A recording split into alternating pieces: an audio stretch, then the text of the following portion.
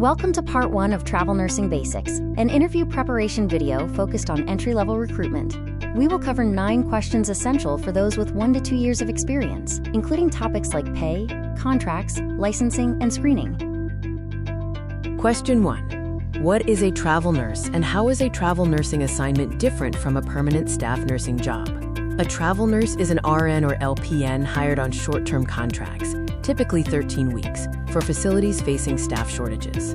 The key differences are that travel nurses are paid more, including non-taxable stipends, and have no long-term commitment. This provides facilities with flexible coverage.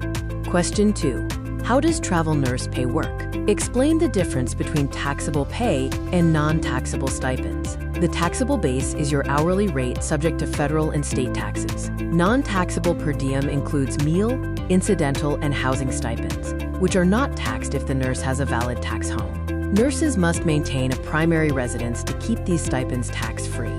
Remember that GSA rates set the maximum non-taxable stipend limits. Question 3 asks, what is a 13-week travel nursing contract? What happens at the end? Standard assignments are 13 weeks, though some can be 8 or 26 weeks. The renewal conversation should start around week 10. Nurses can choose to extend, find a new assignment, or return home.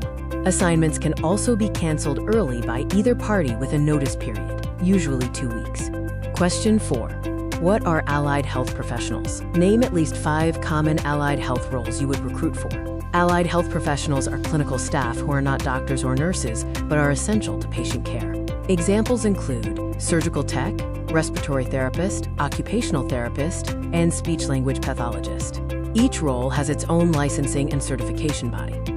Question 5. What is the Nurse Licensure Compact, and why does it matter when sourcing travel nurses? The NLC is an agreement among over 41 states, allowing one license to be valid across all compact member states. Compact states include Texas, Florida, and Arizona. Non-compact states like California require a separate license application, leading to delays. Compact nurses have the highest pipeline value due to immediate placement potential. Question 6. A travel nurse asks, should I take the agency housing or the housing stipend? How do you advise them? Agency housing means the agency arranges and pays for furnished accommodation, offering 0 effort for the nurse. The housing stipend provides weekly tax-free cash for the nurse to find their own place, offering flexibility and potential savings. The stipend is often better financially if the nurse finds cheaper housing. Agency housing is generally safer for first-timers. Question 7. Walk me through how you submit a travel nurse candidate to a client requirement from start to finish. Step 1. Receive the open requirement and note key details like specialty and rate. Step 2. Source and screen matching candidates for experience and availability. Step 3. Collect necessary documentation like a resume and license copy. Step 4.